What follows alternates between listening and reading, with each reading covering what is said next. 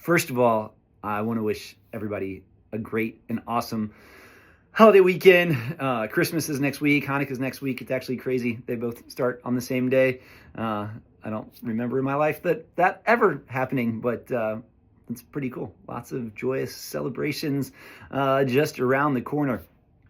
So something not so joyous this week is we saw rates spike on Wednesday after the Fed cut rates a quarter of a point. So when the Fed cuts rates, they cut the overnight lending rate. That's your credit cards, home equity lines of credit, variable lines of credit.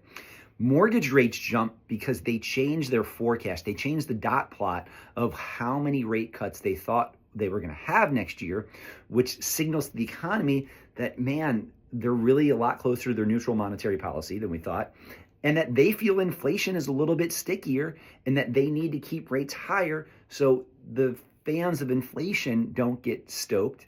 Because, again, remember, inflation is the arch enemy of any fixed rate security instrument, and that, in turn, is a mortgage-backed security.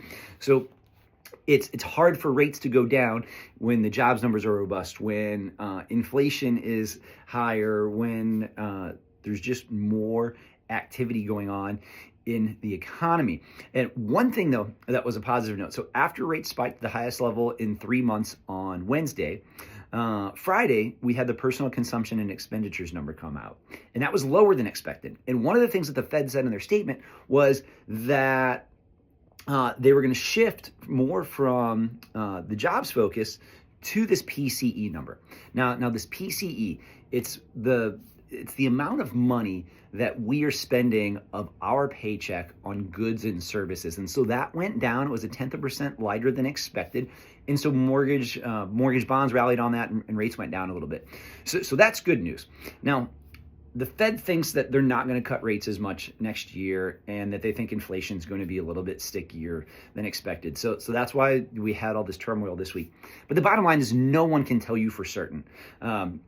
If we have lower than expected jobs numbers, if we have lower than expected inflation, rates are going to go down.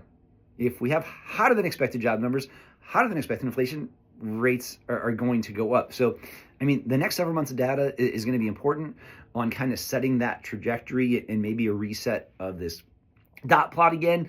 This was kind of a long one, so I'm going to wrap it up now. I just wish you all the happiest holidays. I hope you all get to spend time with somebody you love. I can't wait to spend a little bit more time with my boys, and we'll probably have an extra special video for you next week. Peace out.